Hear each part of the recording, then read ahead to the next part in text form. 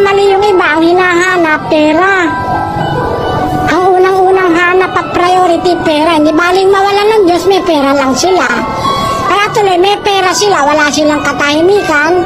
May pera sila, wala silang maipon. May pera sila, napupunta lang kung saan-saan pangangailangan. Nakakagipit-gipit pa yung iba.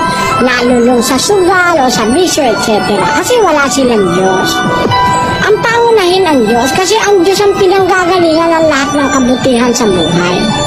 Huwag nating sasabihin na dahil sa hanap buhay, wala tayong panahon sa Diyos.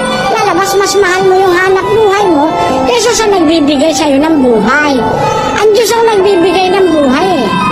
Tinan mo nga, mayroong mga tao walang hanap buhay, nabubuhay eh. Mga pulubi, yung mga nakakalat sa daan, walang hanap buhay, pero nabubuhay. Nagtataka nga ako ulanit arawin, di man lang sinisipon eh. Kayong may